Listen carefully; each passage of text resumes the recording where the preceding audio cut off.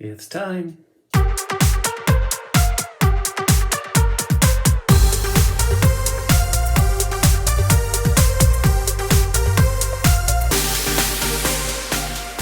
All right, guys, it's time now to get started with our story, The Witches. Now remember, you need to pay very close attention because not only will this book help save your life from real witches, you need to pay close attention because you are going to be answering some very important questions at the end. Now, you do need to use complete.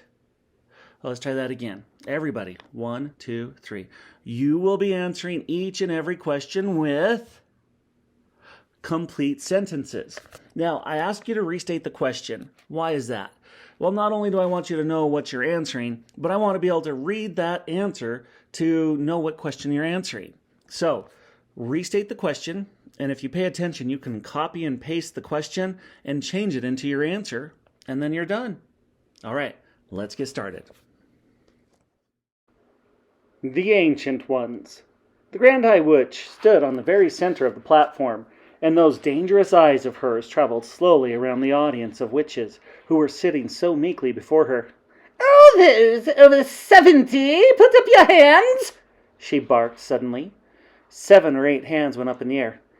"It comes to me," said the Grand High Witch, "that you ancient ones will not be able to climb high trees in search of gruntles' eggs." "We won't, your grandness. We are afraid we won't," chanted the ancient ones. "Nor will you be able to catch the cruncher who lives at the high rocky cliffs," the Grand High Witch went on. "I can't exactly see you sprinting after a speedy cut springer either, or diving into deep waters to spear the blabbersnitch, or striding oblique moors with a gun under your arm to shoot a grubblesquat. You are too old and feeble for those things." "We are," chanted the ancient ones. "We are, we are." "You ancient ones have served me well over the many years," said the Grand High Witch, "and I do not wish to deny you the pleasure of bumping off a few thousand children each, just because you have become old and feeble. I have therefore prepared personally, with my own hands, a limited quantity of delayed action mouse maker, which I will distribute to the ancient ones before you leave the hotel." "Oh, thank you, thank you," cried the old witches. "You are far too good for us, your grandness. You are so kind and thoughtful." "Here is a sample of what I am giving you," shouted the Grand High Witch. She fished around in a pocket of her dress and brought out a very small bottle. She held it up and shouted, "In this tiny bottle is 500 doses of mouse maker. Is enough to turn 500 children into mice." I could see that the bottle was made of dark blue glass, and that it was very small, about the same size as the ones that you can buy at the chemist with the nose drops in them. Each of you ancient ones will get 2 of these bottles," she shouted. Thank you, oh most generous and thoughtful one," chorused the ancient witches. "Not one drop will be wasted. Each of us will promise to squish and swallow up and squiggle 1,000 children." "Our meeting is over," announced the Grand High Witch. "Here is the timetable for the remainder of your stay in this hotel. Right now, we must all go out to the Sunshine Terrace and have tea with that ridiculous manager. Next, at 6 o'clock tonight, those witches who are too old to climb trees after gruntles' eggs will report to my room to receive 2 bottles each of mouse maker. My room number is 454. Do not forget it. Then at 8 o'clock, all of you will assemble in the dining room for supper. We are the lovely ladies of the RSPCC, and they are setting up 2 long tables specially for us. Do not forget to put the cotton plugs in your noses.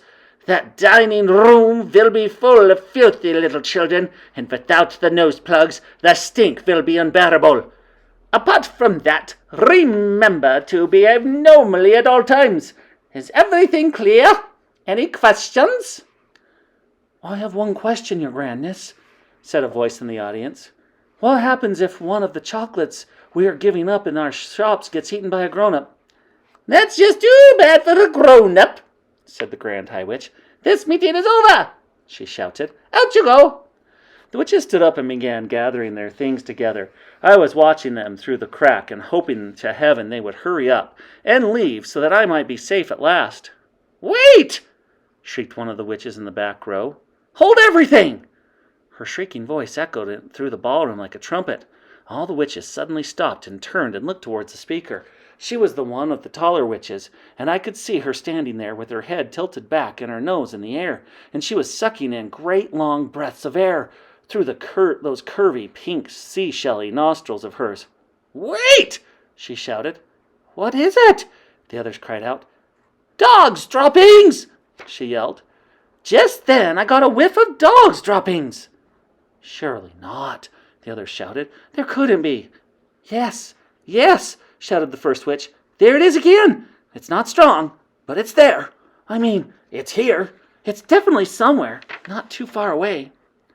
"What's going on down there?" shouted the Grand High Witch, glaring down from the platform. "Mildred's nose just got a whiff of dog's droppings, your grandness," someone called back to her.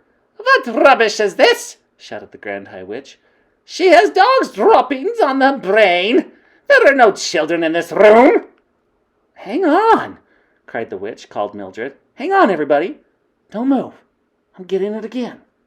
Her huge curvy nose holes were waving in and out like a pair of fishtails. It's getting stronger. It's hitting me harder now. Can't the rest of you smell it?"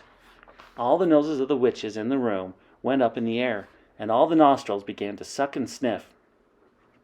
"She's right," cried another voice. "She's absolutely right. Dog's droppings it is. Strong and foul."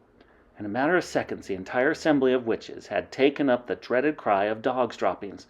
"Dog's droppings!" they shouted. "The room is full of it! Pooh! Pooh! Why did we not smell it before? It stinks like a sewer. Some little swine must be hiding not very far from here." "Find it!" screamed the Grand High Witch. "Track it down! Rattle it out! Follow your noses till you get it!" The hairs on my head were standing up like the bristles of a nail brush, and a cold sweat was breaking out all over me. "Rattle it out, this small lump of dung!" screeched the Grand High Witch. "Don't let it escape. If it is here, it has observed the most sacred things. It must be exterminated immediately."